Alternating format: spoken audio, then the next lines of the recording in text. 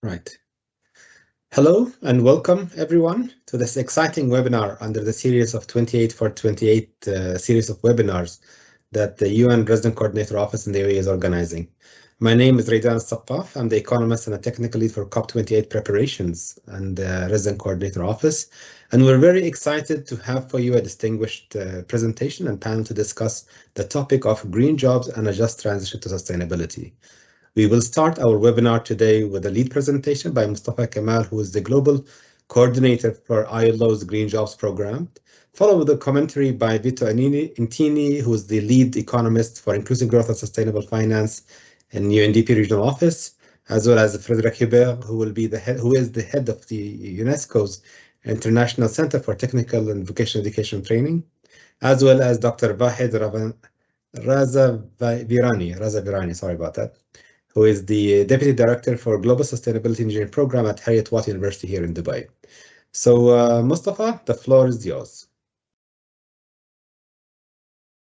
Well, thank you very much, Raidan, and distinguished participant for this opportunity to connect. I will just try to go ahead and share my screen with the presentation I would be using. Just do that in a minute.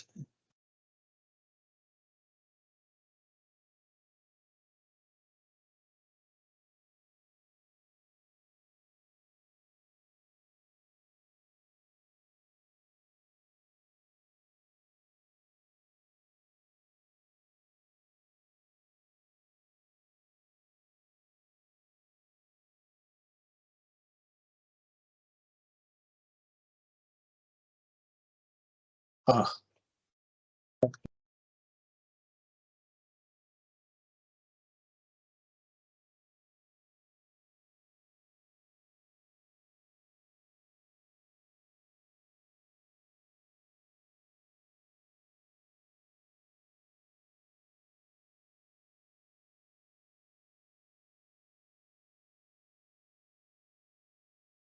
Technical difficulties, we can't see your presentation yet. I'm not getting there somehow. This presentation is not sure.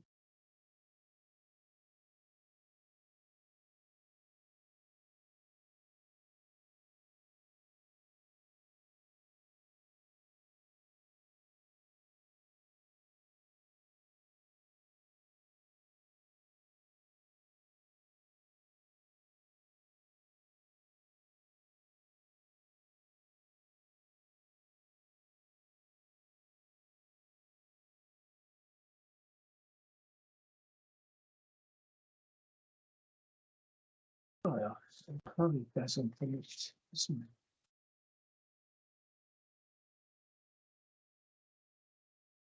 Right.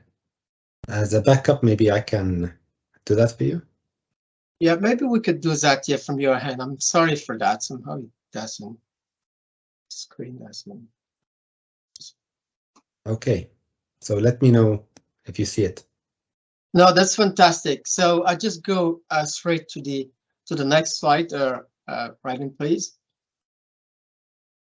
Yeah, so in this presentation, I wanted to share some insights from the work we've been doing at the International Labour Office, which essentially is about understanding how the climate and environmental change in general on the one hand, and the policies that countries are taking to address them impact on the economy and society. So we wanted to understand better the nature and scale of those changes. And we're looking at them from two perspectives.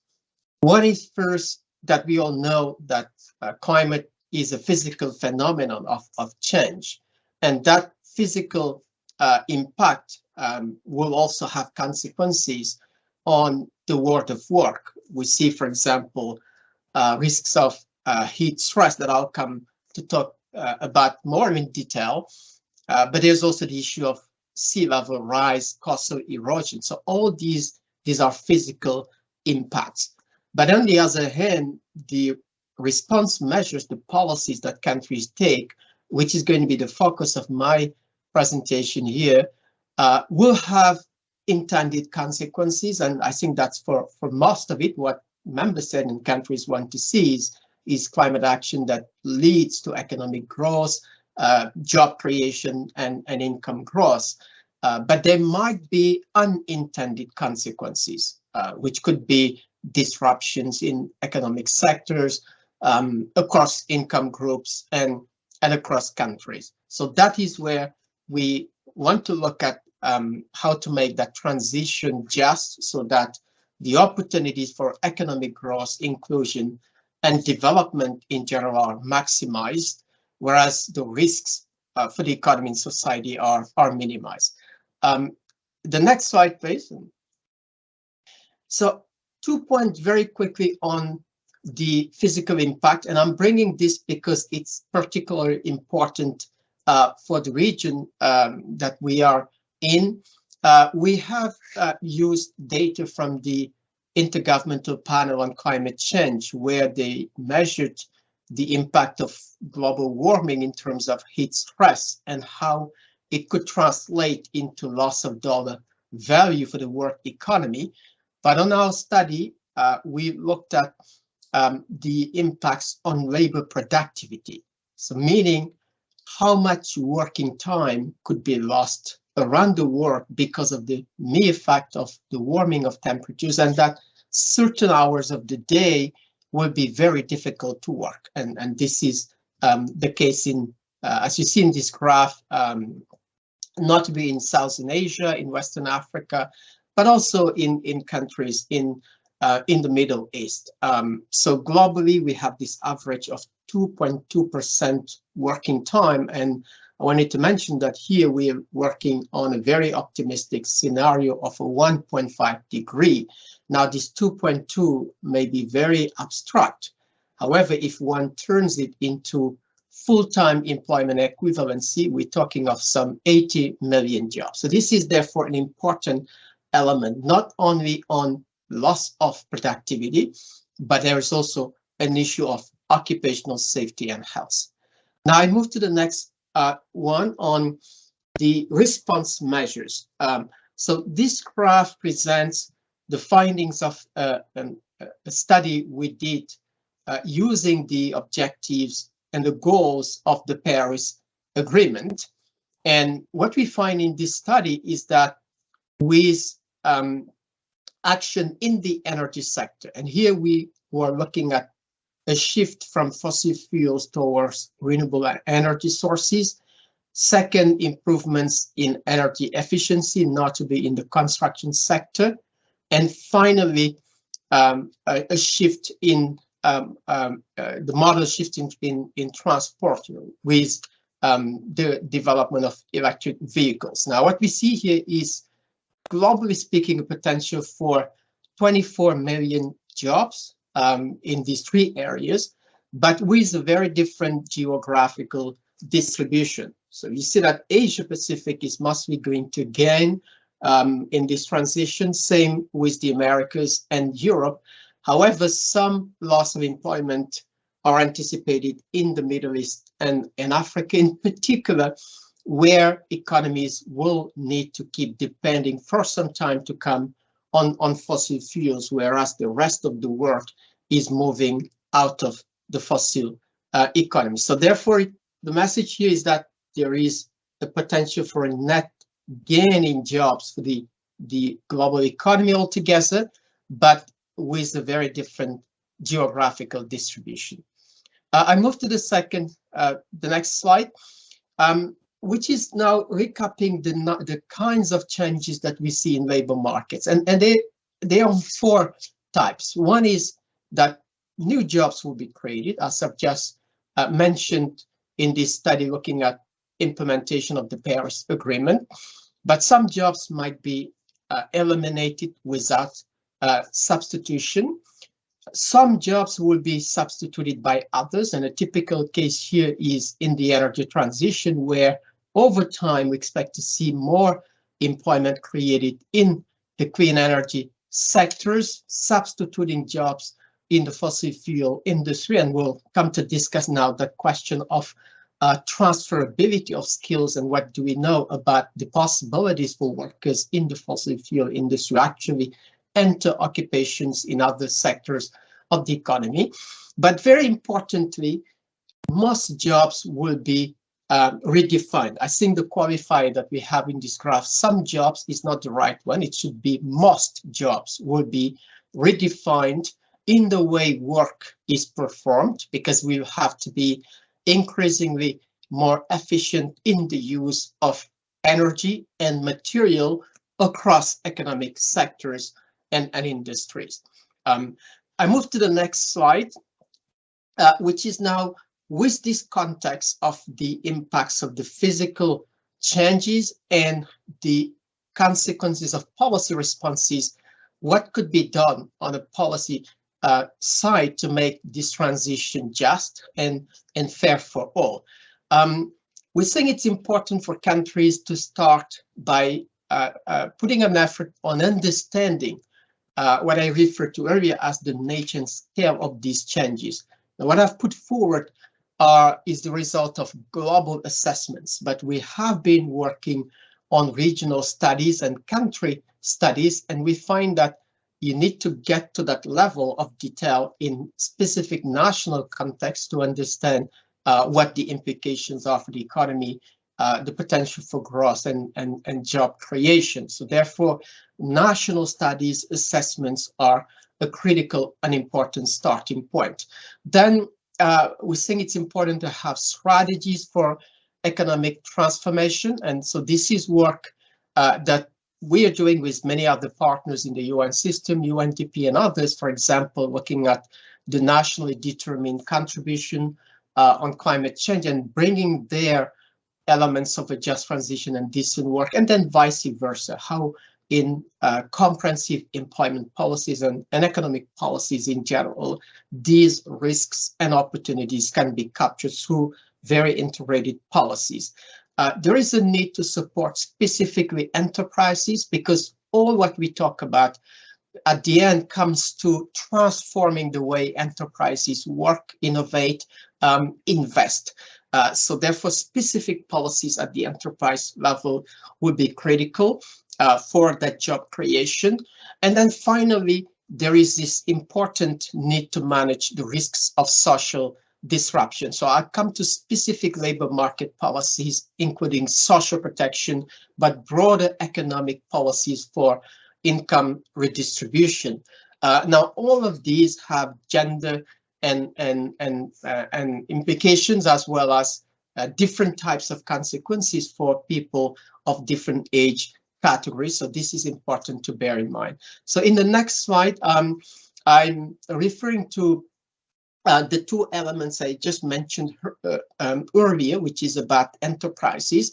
And here it brings us to the question of skills development. And the work we've been doing on skills has been to understand first, where do we need reskilling, upskilling to capture the potential for new job employment creation. But then how do you also enable the transition and a smooth transition in labor markets in sectors where workers may find themselves in redundant situations? So this typical case is this important shift from the fossil fuel industry to the clean energy and renewable energy development, and then the element of protection, social protection being quite important. And I hope that we have a discussion later on TVET, so I also very much look forward to that part of this session. Now, the next slide, I go a bit more specifically on what we've looked at skills. We've run a study looking at two scenarios. One is the shift in to a low carbon economy, focusing on energy transitions, and the other one on the shift to circular economy. So I'm just referring here to the analysis on the energy transition.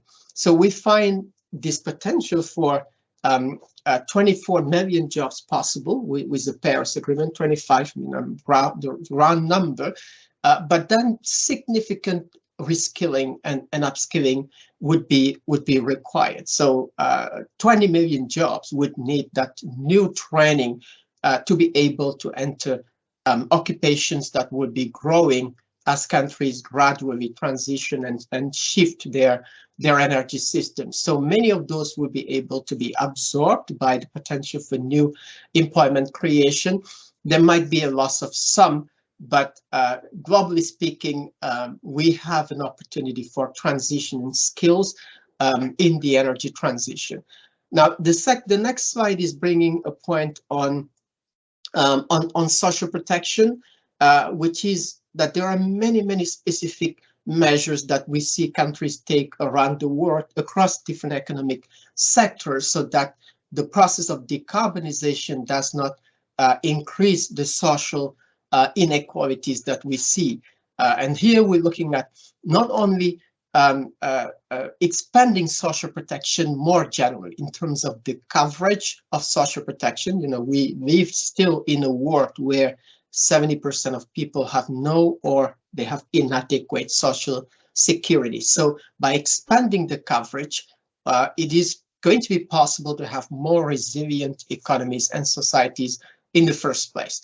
But then in the specific context of decarbonization, there would be specific sectors of the economy, income groups, workers that will need specific attention.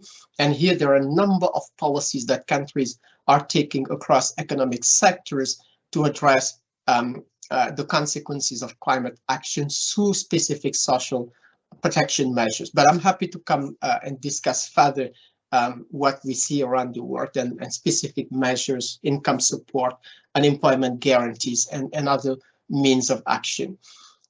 In the next slide, I wanted to bring a gender dimension, which is that when we started most of analysis on the green economy, there was this sort of assumption that if there are new economic sectors emerging, there should be an opportunity for decent work creation for both women and men, and that there might be an opportunity to bridge the gender disparities that we have in the economy today. But what we find is that, and I must say this was a surprise even to us, is that most of the jobs we see, you know, this number of 25 million in the energy sector, 19 million tend to go to male workers and only 6 million to female workers. And the reason for it is that most of the new employment creation tends to be in occupations that currently are male dominated,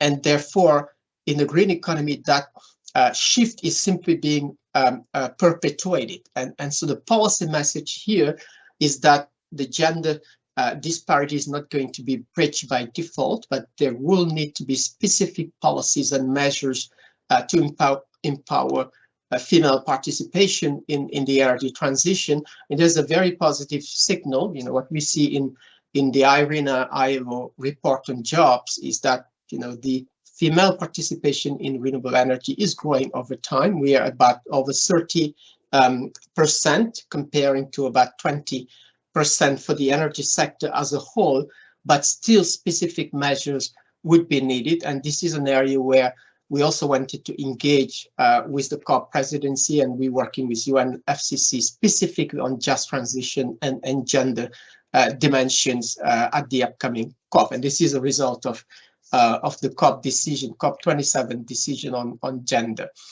In the next slide, I want to come to now this important element of comprehensive policy framework.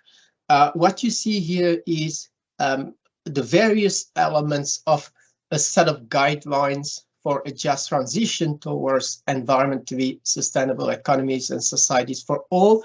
These are guidelines that were adopted by representatives of governments, employers, and workers' organizations already in 2015, a few months before the Paris Agreement was adopted. And they provide a quite comprehensive framework in terms of the policy processes and the policy content that could support a just transition, starting with this important notion of policy coherence and institutional coordination. And a message here is that it is not just the business of ministries of environment to shape climate policies, but given the economic and social consequences that are so significant, there is an important role for Ministries of Economic Planning, Ministries of Labor, those in charge of industrial policy. So that policy and institutional coordination is absolutely critical.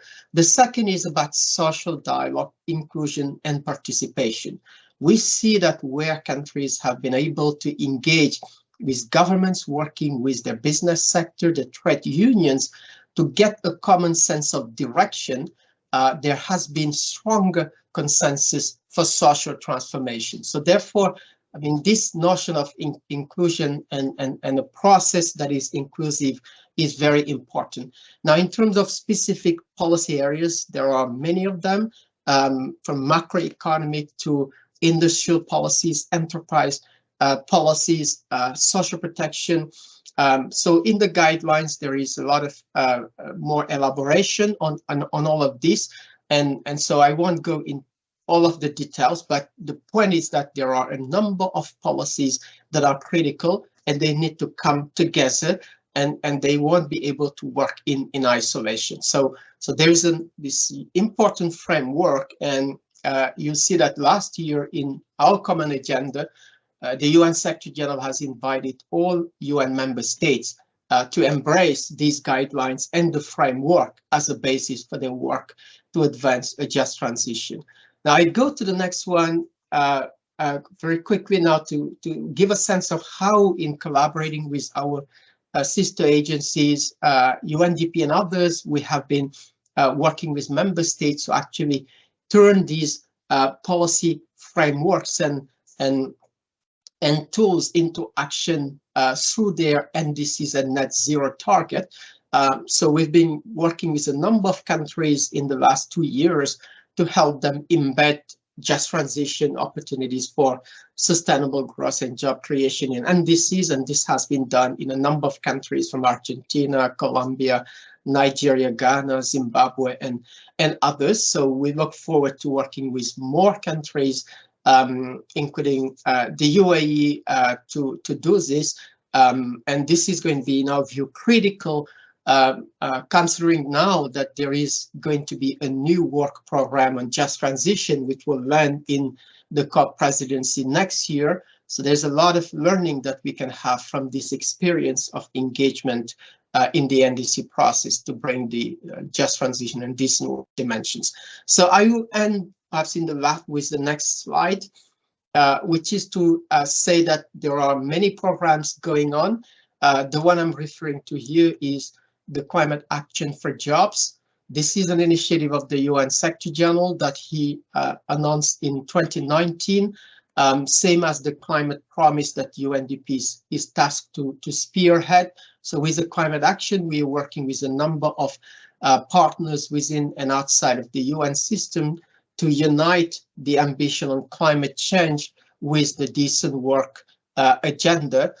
There is a coalition of now almost 50 countries that have made a commitment to bring decent work and just transition in their climate policies, with the United States, Mauritania being the last 2 countries to join that coalition. So we're working with them on policies, on sharing of experiences, and making sure that countries have the means to have climate action that actually leads to economic growth, and one that also makes it possible for smooth transition in the workforce, including workers of all kinds of skills and skill levels, including the low-skilled occupations, and different ways through which they can be absorbed through employment-intensive programs, reforestation, afforestation, nature-based solutions that a number of countries are employing at the moment. So thank you so much. I will end here, and very much look forward to sharing. I mean, there's this last slide. Maybe I can just take it very quickly. I don't want to take too much time now for us to discuss, but these are just 4 or 5 points of insights from our engagement with a number of countries. So the first one is that there seems to be a general uptake of the notion of a just transition, but often we don't see the integrated policy approaches and implementation that it requires. I refer to some countries doing this in their NDCs, but I must say it's still a handful of countries. We need many more countries to do that. It's important to note that policy content matters as much as policy process. So that's what I said about social dialogue, institutional coordination. But at this point, we see that out of 9 countries, only one, out of 10 countries, only one has actually put in place their climate policies and NDCs through a very inclusive social dialogue process. So we are very far from the processes that are needed to build social consensus around climate ambition. The third element is that there is a risk of opposition, because we are talking of an important economic and social transformation. And those that are not part of it, those are not at the table, see themselves as the menu. And this is what trade unions typically say. So again, it connects to the point on social dialogue and inclusion in order to have the social consensus that would be indispensable for economic transformation. The last one is that, you know, this is about people. Ambition is not just about numbers. We can talk about 1.5, 2 degrees, but unless we turn it into a human-centered agenda, look at what matters for people, we will not have that ambition. So therefore, it's very important to bring it back to people. And finally, the financing for a just transition. We need to bring together public and private financing. There is an important outcome of COP27, looking at how to engage more and align financing with the MDBs, the regional banks, the multilateral financing system, but also the private sector. And so this is an important development, but there is much more work to be done. So we have done some of it in the ILO, and I want to end by noting that there is an important guidance also that came from COP27 for the Green Climate Fund to consider modalities of financing just transition, which is not the case at the moment, but getting climate funding mechanisms, look at concrete ways to finance just transition projects. Social dimensions of the ecological transition will be an important element of the ambition. So thank you so much for the opportunity to share these insights, and looking very much forward to our exchange this morning. Thank you, Mustafa, for that insightful presentation. The gist of it, as it stands to me, is that you can't build a sustainable economy on non-sustainable sectors. And given the impact, the role that the hydrocarbon sectors play in this region, it's likely that we'll have a net loss in terms of the number of jobs as a result of implementing our international commitments under the Paris Agreement. So with that in mind, we also saw that there will be a large number of green jobs and employment opportunities created down the line. And what kind of policies, what kind of strategies come in place, and what kind of skills will be required. So perhaps I can give the floor now to our colleague Vito Antini from UNDP to share some commentary and reflections. Vito, you have the floor. Thank you, Aidan. Thank you, Mustafa. Hello, colleagues. Thanks for inviting me. So let me try to put a few reflections on the table based on Mustafa's presentation very quickly. So first of all, maybe the starting point. The starting point that Radan was referring to is the economic structure in the region and the vulnerability that we see in the region. Of course, when we talk about the region, there are many. The region is very heterogeneous, so what applies to UAE doesn't apply to most of the countries in the rest of the region. But here, if we have to find some traits in most of the region, there are two important aspects to look into before getting into the challenges of the green transition, just transition, and so on and so forth. First is the labor market challenges as such. This, most of the region has been on a trajectory of stagnating or even reducing productivity, labor productivity levels. With a few exceptions, as far as I know and remember, UAE was an exception, is an exception. Some of the North African countries, but most of the rest of the region has been having these stagnating or reducing productivity levels due to many aspects that I don't have time to dwell on, but of course there are all interconnected and well known in the literature that range from macroeconomic stability and therefore investment opportunities and time horizon required for investors, market contestability, business environment, adequacy of the human capital, access to finance, particularly for startup and MSMEs, has been repeatedly brought to the table. Of course, economic diversification and transformation, regional integration that has been limited, and therefore the size of regional markets has been limited as well. Informality in many middle-income, low-income countries, limited female labor force participation, and very often lack of coherent policy packages.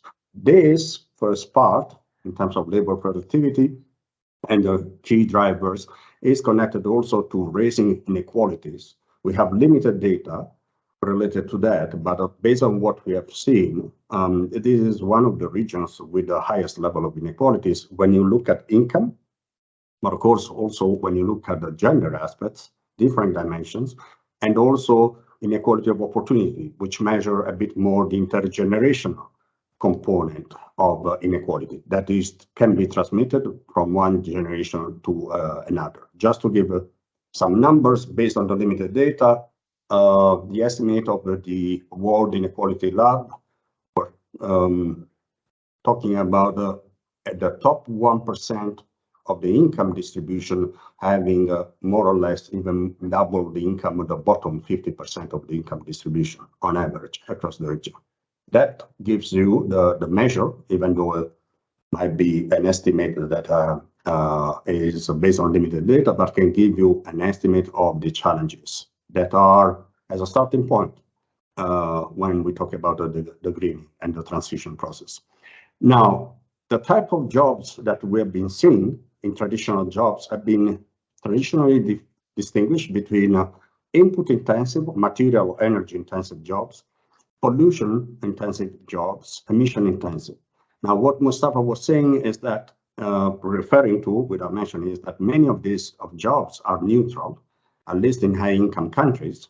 In the middle-income, low-income countries, the blending of these typologies of jobs is different. So you might have a more input-intensive or pollution-intensive, emission-intensive jobs. But the point is that there are a bulk of jobs are estimated to be neutral. This has connections to what I'm going to say later on.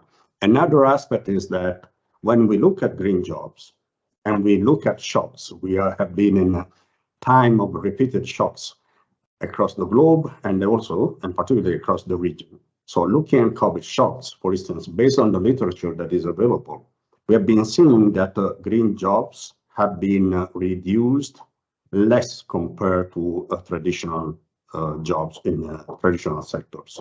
So that's an important aspect. And also in terms of characteristics, green jobs have been concentrated in urban areas, and this is a region with a high urbanization rate, including the Gulf region, relatively younger workforce and more educated as well. So these are all aspects connected to the challenges because of some inequality related aspects are important to bear in mind. So we have opportunities, but we have also challenges that need to be addressed.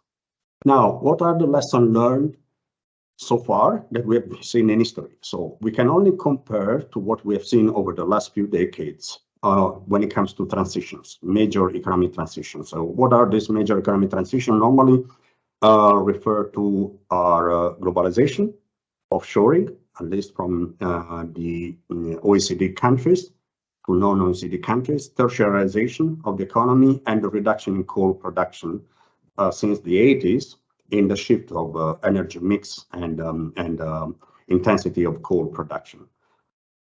Looking at the literature across these three types of transitions, the literature converges towards the aspect that is now, I think, quite well known, is that low skill displaced workers, so workers that have been affected by this transition, didn't find in relative terms other jobs, other options, or didn't migrate from those areas that were affected from these transitions, from these relocation.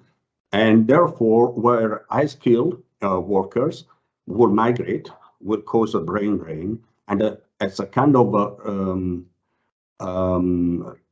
outcome of all this is that in those areas, particularly areas of high oil type of industrialization, income, GDP per capita will go down, and the scaring effects or the impact on the transition will last for decades in the long term. So what does this telling us? It's telling us that the transition from a very start needs to have a coherent, consistent set of policy package, a policy package that has different components that is important to bear in mind. Now, Mustafa was referring to the impact on jobs that are related to job destruction, typically job substitution, job redefinition, job creation. So substitution redefinition is a typical job reallocation across occupation or within occupation. These are expected to be high, but it's also true that we have to look at other dimensions. There are between industry and within industry transition, reallocation that will likely take place. There is also transition that will affect national citizens vis-a-vis migrant workers, for instance. And also there is a gender component that is important to bear in mind. In the sectors of risk, for instance, when you look at all the traditional agriculture methods, where women are disproportionately represented, that will be an impact that needs to be taken into consideration. Whereas in the occupations that will win, are expected to win during the transition, there are a lot of male disproportionately represented in those sectors, like engineering, design, ICT, and so on and so forth. So there is also a gender component related to that. All this, if we look at the combination, and we call it a twin transition between digitalization and green transition, all this effort can be even accelerated, multiplied. So another aspect, based on what we have seen so far, is the impact based on the available data, and data is always a constant in terms of needs when to inform those policy packages I was referring to, are related to high-income countries, where basically we have seen that green jobs have a dividend, a green dividend. So on average, salaries of green jobs tend to be higher. All else equal, even if you isolate by level of human capital and so on and so forth. Whereas one aspect is that also we have seen in high-income countries, the transition compared to other transitions that I was referring to is still slower. So the IMF was publishing a report lately where 1% of incremental green jobs per decade has been recorded in high-income countries. Now, I would expect that in middle-income, low-income countries, the picture would be different. The acceleration would be higher. Even looking at probability of workers to move from high-polluting sectors to neutral or green sectors, their probability is still slow. What does it mean? We are around between 5 and 10%. It means that basically the transition from one sector to the other, so the reallocation across sector, is difficult to take place. There is a lot of, let's say, inertia, and so workers tend to be stuck in those sectors. So what all this is telling us, going back to Mustafa's point, is that that coherent package of policy reforms is important in terms of upskilling or reskilling, active labor market policy, and TBT, particularly for low-skilled workers.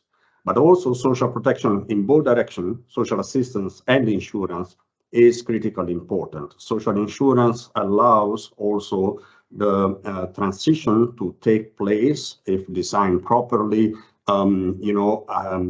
helping those workers to transit in a more smooth manner between one sector and the other. Territorial policies as well, as I was referring to, particularly in high-income countries, where there are a number of territories that are hit by the transition, and there are also inertia there in terms of lack of infrastructure, business opportunity, access to finance, but also the whole fiscal policy, taxation, in terms of green and carbon tax, but also in terms of tax credits for those low-skilled workers that are affected, are going to be affected. Maybe I can interrupt you there. Sorry, Vito. Yes, I will just finish with one important aspect, which is the political economy of this. I mean, since we were talking about market contestability and the ability of the private sector to compete on the market, actually this could be a window of opportunity because you have less incumbent on the market, so less interest groups, and therefore that could open up space for further innovation and new entrants to the market that can also improve the productivity that I was referring to, but also being a more inclusive and equitable in terms of growth. Thank you very much. Well, thank you very much for your very, very rich intervention, Vito. You touched on multiple points, but I think what struck me the most is that this is a transition, getting from A to B. Some countries in the region will be able to transition faster than others, more successfully, reap the rewards better than others. And a lot of those factors depends on their trajectory in making that transition. What are some of the economic growth strategies in order to capitalize on that transition, create green jobs, capitalize on the human capital and skills and capabilities, but also leverage on their other economic assets. But on the other hand, how can we make sure that we leave the least number of people behind who are not going to be able to benefit from that transition, identify new roles, identify new areas of work, and then new areas of contribution, but also maximize their existing skill bases, which is an excellent leeway, I would say, to lead for our next discussant, Dr. Friedrich Hibbert. You have the floor to take us through the discussion. Thank you, Redan, and thank you for this opportunity to share the perspective of UNESCO about the transition to a greener and more just economy and society. This webinar takes place in the context of the preparations for COP28 and the urgent need to address the global climate crisis is clear to all of us. In the presentation that we saw earlier, Mustafa described the elements that make up a framework for a just transition towards an environmentally sustainable economy and society, and I want to focus on one of those elements, that is a training and the development of green skills in the field of TVET.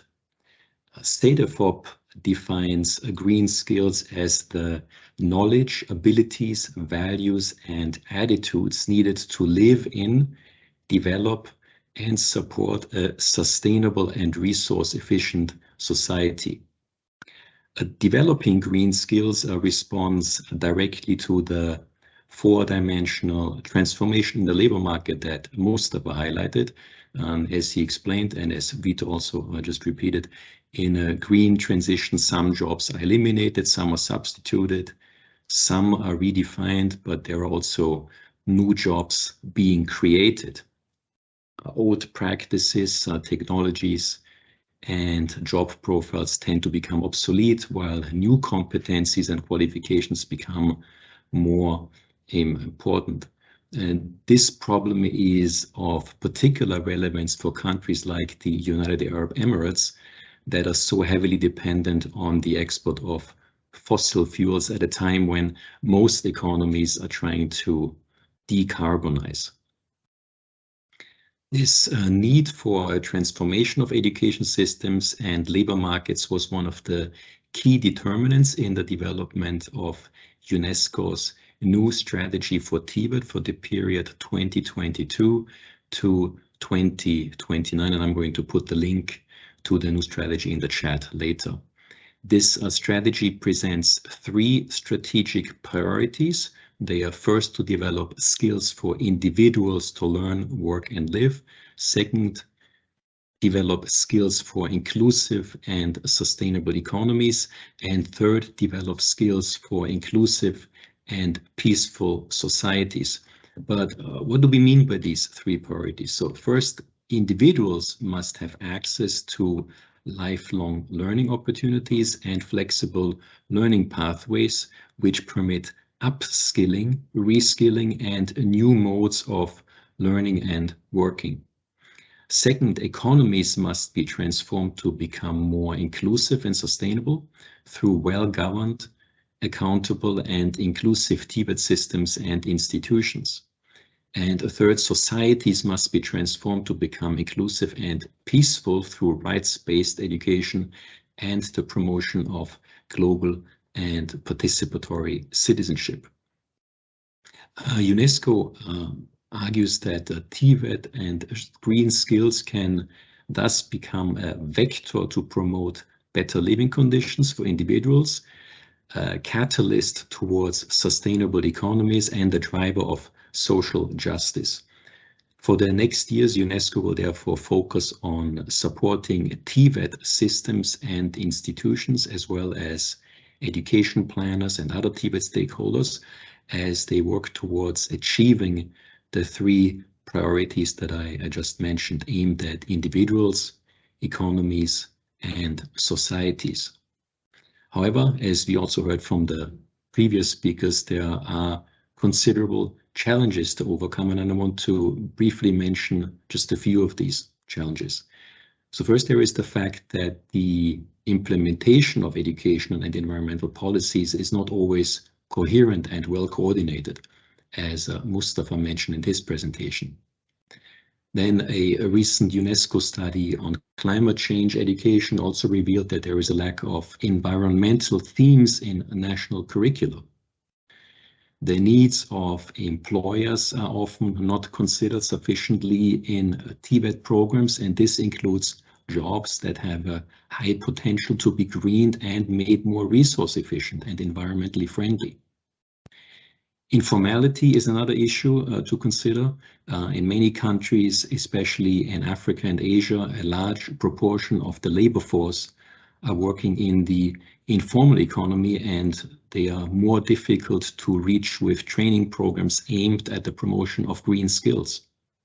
And of course, we have to remember that women and girls, half of the global population, are still underrepresented in science, technology, engineering, and math fields that are critically important for the green transition. And this also partly explains the phenomenon that we saw in Mustafa's presentation, that new jobs tend to be created in fields that are male dominated. But in spite of these challenges, UNESCO is optimistic that by pursuing its strategy for Tibet, it can have a significant positive impact together with its partners. Initiatives of UNESCO include the Interagency Group on Tibet, whose members collaborate, among other things, on policy recommendations and think pieces on climate change, green skills, and jobs. One recent product of this group was a guide on work-based learning and the green transition that was published last year. Last year, UNESCO also launched a new greening education partnership that all member states can join. This partnership aims to get every learner climate ready through a transformation of schools, learning, teachers, and communities. And finally, UNESCO UNIVOC continues to work with its global network of more than 220 Tibet institutions in almost 150 countries to achieve the SDGs by promoting greening Tibet for climate action and climate resilience.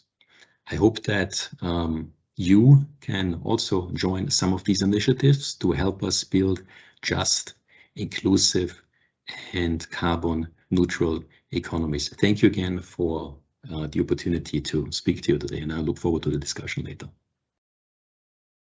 Thank you very much for your intervention. It's also a reminder that education is not just about skills, but it also has many social benefits for our society, to show us that we can use education to help address the gender disparities, improve access to better lives, decent livelihoods, but also work for the betterment of our planet, generally speaking.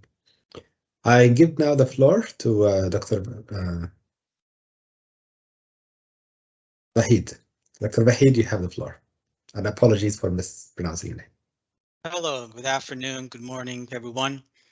That was an interesting number of discussions and presentations. I want to pick up one of the items that the presenter at the beginning discussed and explain about the education, training, and skills that probably are jobs I would like to share with you. The PowerPoint, the presentation. I hope it works for me. Right. So one of the programs that we have in HeriotWatt is Master Program of Global Sustainability Engineering. We recently developed this program, and I would like to talk about this program first, and then I would like to just jump from the program to the topic that is green jobs. So why do we need, as a part of the skills training and education, to pick up from the discussion, why do we need to study Masters of Global Sustainability Engineering at HeriotWatt? So HeriotWatt University has just been working on the concept of teaching and researching sustainable engineering over 30 years. And this this program has been recently developed. It's based on UN SDGs. All the 70s SDGs have been considered, and the inspiration is coming from the UN SDGs that graduates from this program, trying to just put the kind of solutions, practical solutions, in the concept of sustainable development.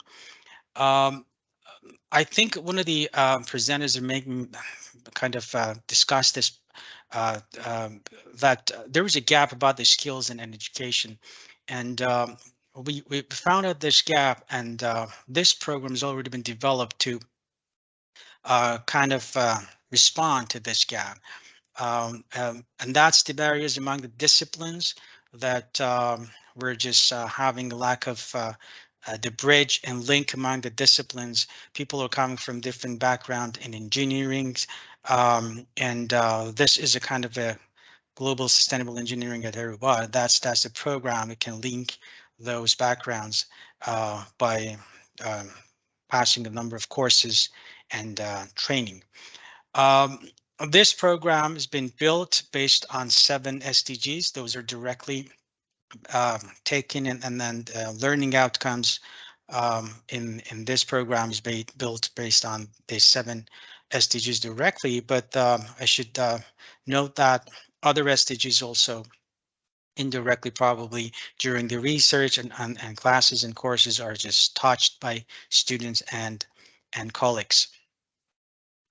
In HeriotWatt, we have a center which is Research Center for Carbon Solutions, RCCS.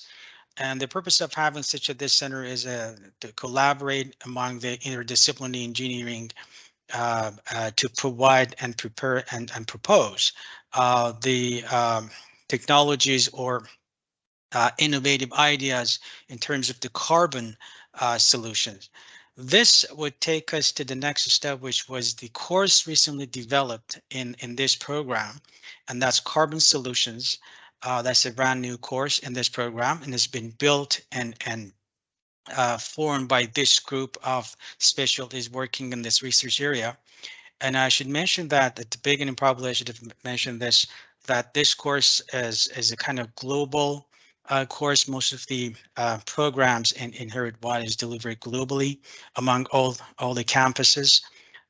So this center already developed this course, and we're presenting by a number of specialties in the center.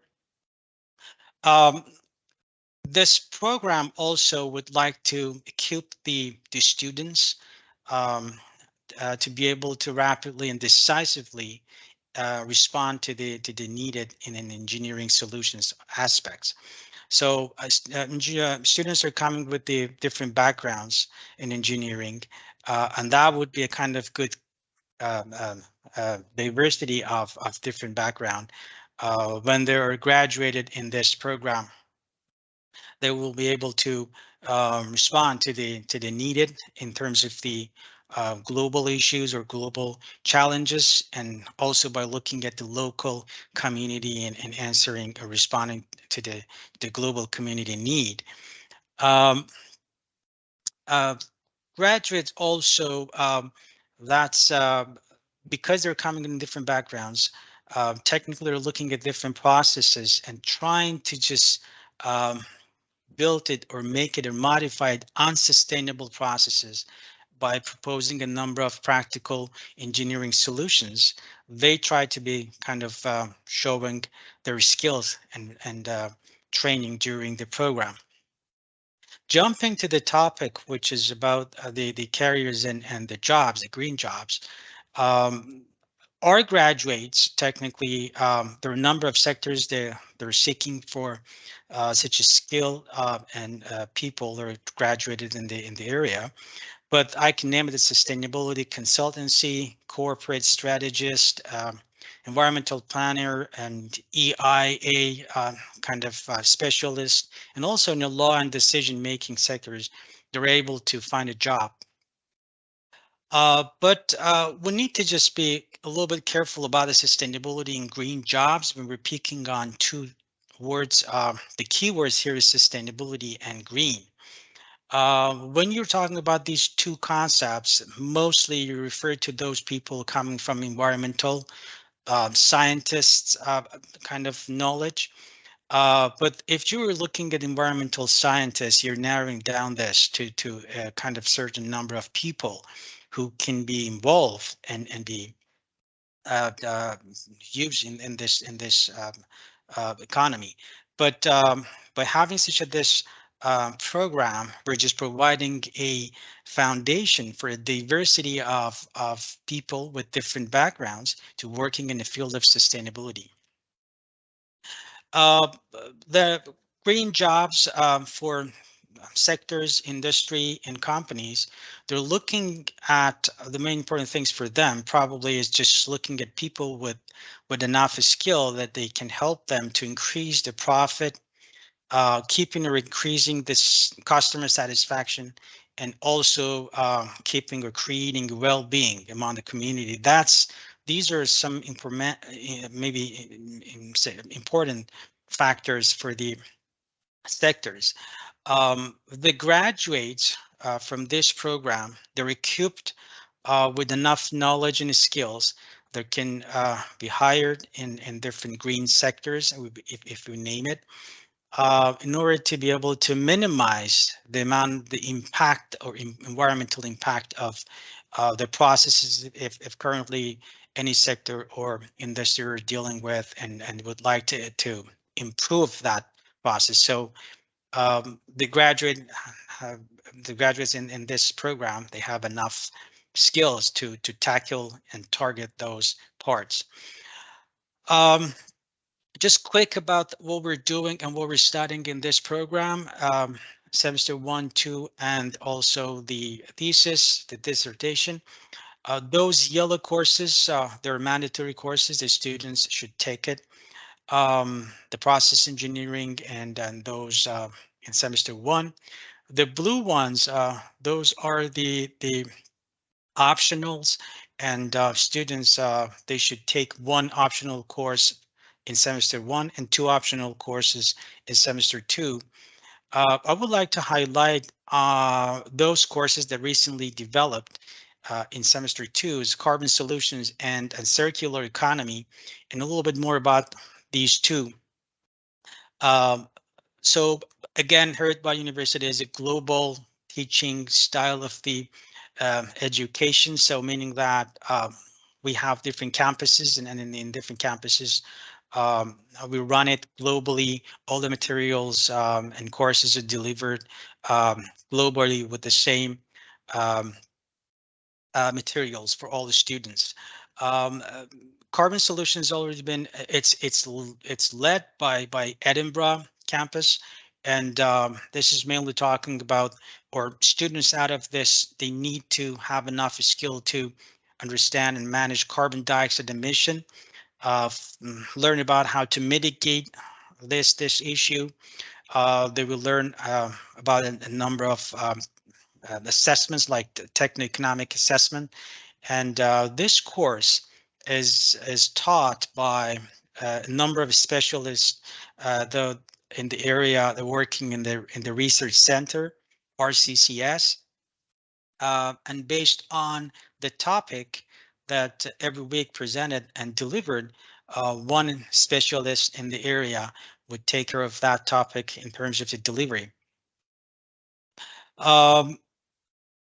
The second course I would like to just mention it, will be so quick.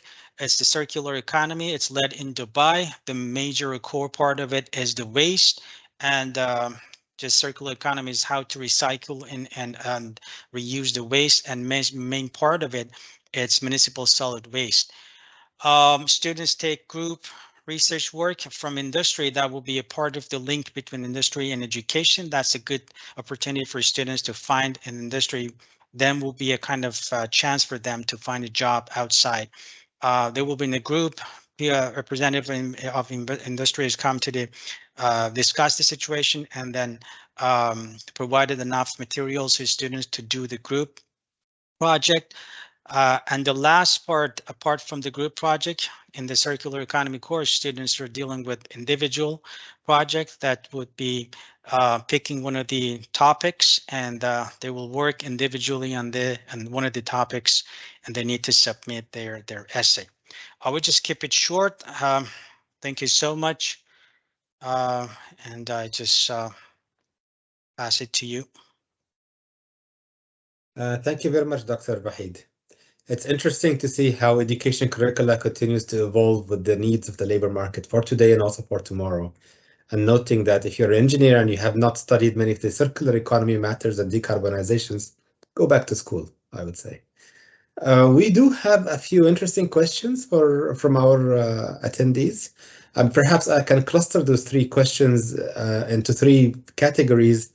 And perhaps we can take rotation, passing the floor again, starting with Dr. Mustafa to respond to some of them. The first cluster of questions talks about youth. It is youth-centric. It asks the question about where do youth stand in this transition? What is the what are the opportunities created for youth, and how do you see a meaningful engagement for youth in creating the jobs of the future? There was also a follow-up question in relation to the question of financing. Who will pay for this transition? Where does the question of green financing come in? And also the role of private financing. How will banks allocate their funds, and what gets funded first? Noting the viability and the return on investment that we look at in the context of the green transition.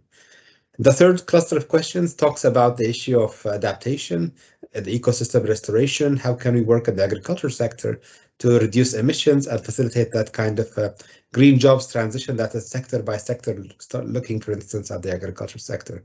So those are the three clusters of questions: on youth, on finance and environmental private finance, business and banks, and the third one on the agriculture sector and its transition.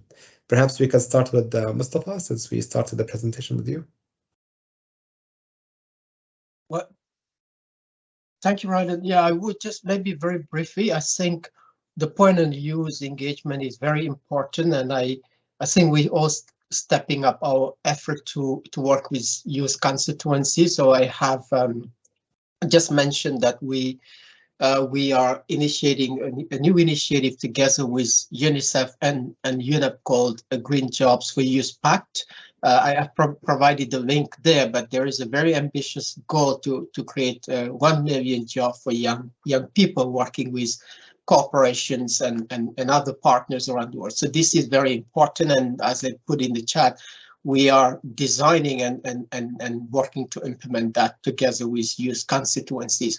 And then very briefly on agriculture and adaptation, we have realized that there has been a lot of analysis on job creation, but focused on mitigation. So this is why last year we worked together with UNEP and IUC and on the first major global effort to understand the opportunities for job creation through adaptation. So there's this report on work in nature-based solutions where we estimated, we came up with a conceptual framework of what could be possible ways to promote decent work through nature-based solutions, but then also trying to estimate that potential for jobs. So we hope that at some point we can come up with a methodology that would make it possible for countries to say, if I was to rehabilitate X area of land, this could be the potential job creation with such an investment and such a program. And I hope that will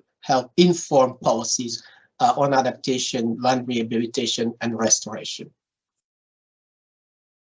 Thank you, Mustafa. It's interesting to see the sectoral approach. Vito?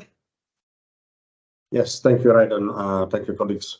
So maybe I can try to address the second question on finance, because we have been talking about active labor market policy, TBT. I was referring to the challenges in terms of labor market, productivity, informality, all have an impact on the transition from education to marketplace, job marketplace, and particularly for the youth, because in middle-income, low-income countries, they tend to be stuck in the informality. There is an informality trap in the transition process, and it would be interesting to analyze how long that informality trap is by country, by type of sector, types of background. There is a lot of potential analysis we can do, and maybe we should do that through partnership across our sister agencies altogether. Really, there is a lot. Besides that, on the finance part, that is, I mean, we require a lot of quite some time. There are many components that can help address the transition, correct some of the challenges, and boost, accelerate the process, but also while being equitable and also market-based whenever it can be. So there are a few aspects. One is related to the public financial management component. We did a publication recently on social expenditure and the importance of prioritization, particularly when there is a shock, and of course during transition process and recovery from shocks, the importance of prioritizing social expenditure and development-oriented expenditures. In many countries, the fiscal space is taken from servicing the debt. When it comes to middle-income, low-income countries, we are in an environment of high interest rate, and therefore there is a bit of a crowding out effort when it comes to other development-oriented expenditures. But there is also an issue related to fixed costs that are within the budget. So some rigidities and also energy subsidies. Let's never forget that still many countries are allocating a sizable part of their energy subsidy. But when you look at on the expenditure side on social policy, social protection, you will see that many countries in the region are way below the global average. So one aspect is definitely in terms of prioritization and budget allocation, but also related to PFM, basically the efficiency and transparency of the budget process and allocation. So in terms of the budget discussion, preparation, execution, reporting, auditing are all important, and that will help in terms of allocating, for instance, related to budget tagging, climate-related budget tagging. There is also gender-related budgeting projects, activities that have been taking place. Performance-based budgeting are all important in that direction. Another aspect is related to that instrument that are either SDG thematic bonds, but also, let's never forget, in this region, Islamic finance is important. Green Sukuk, for instance, both at sovereign and corporate level, can help in that direction. Related to that, there is a whole discussion of transiting basically for the financial sector, but also investors in general. And let's remind ourselves that this is a region where there are sizable sovereign wealth funds, institutional investors, pension funds, to use and to transit gradually from ESG reporting. That is a very important step, but also going beyond that and start looking to impact investment. So basically looking at really thorough assessment of how investment decisions and business decisions are taken within a corporation, within a bank or a financial institution, and also how to make it cross-cutting and strategic within the investment decisions and the business processes. So that's an important area that we are supporting as well. Then there is a whole aspect of financial inclusion. that is important also to take into consideration. Again, the gender component in terms of unequal access to finance is important, and MSME support as well. There are a lot of startups that are innovative, that have green solutions and also digital savvy, that have struggled to have access to finance instruments. Angel investors are limited in the region. Equity funds are for more kind of mature startups and for the kind of established businesses. But we have all missing access to finance for entrepreneurs, young entrepreneurs and micro enterprises that really want to propose innovative instruments to that effect. And then there is a whole insurance, index-based insurance, climate-related risks that can be adopted, micro-insurance as well, different instruments.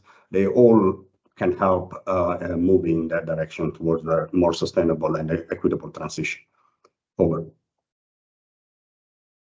Thank you, Vito. Frederick, any observations on your side? Yeah, thank you. I realized that we only have a few minutes, so I'll speak very briefly about all three questions, starting with the question about youth. Clearly, young people are among the intended beneficiaries of UNESCO's strategy for TVET. UNESCO looks at a green TVET in the context of the entire education system, and I just want to mention that the transition to a greener and more just economy and society is a long process that starts with making sure that all learners gain the needed foundational skills, including the ability to read, write, and do math. So it really starts with pre-primary and primary education. Then on financing, who will pay for the green transition? Of course, much of the investment has to come from the public sector, but we also need contributions from the private sector. And here I want to mention again an example from the work of UNESCO. UNESCO has created the Global Skills Academy, where we work with private sector enterprises towards UNESCO's goal on providing 10 million youth with the skills needed in today's labor market. You can go to the website of UNESCO UNIVOC to find out more about this initiative. And finally, the question about the agricultural sector. Working on specific sectors is part of UNESCO UNIVOC's efforts at capacity building in member states. For example, we currently have a program that targets the hospitality and tourism sector and tries to find out how this sector can become more green and sustainable. And I imagine that we could have similar initiatives in the future where we might focus specifically on agriculture, where there's obviously a lot of potential for greening. Thank you. Thank you, Frederick. Dr. Vahid, any observations on your part? No, I just want to pick up about the youth and the educational sectors that we're always looking forward to working with the youth at the university, and that was great. Enjoying the interesting talk and discussion. Thank you. Well, thank you very much, all the speakers and all participants, for engaging with us in a very stimulating discussion. We usually plan to have those conversations for around 1 hour or so, but the conversation will have to continue between now and the upcoming days. Please join us for next week as well. We will have a special webinar also on interconnectedness of disaster risks, which will be a very stimulating conversation.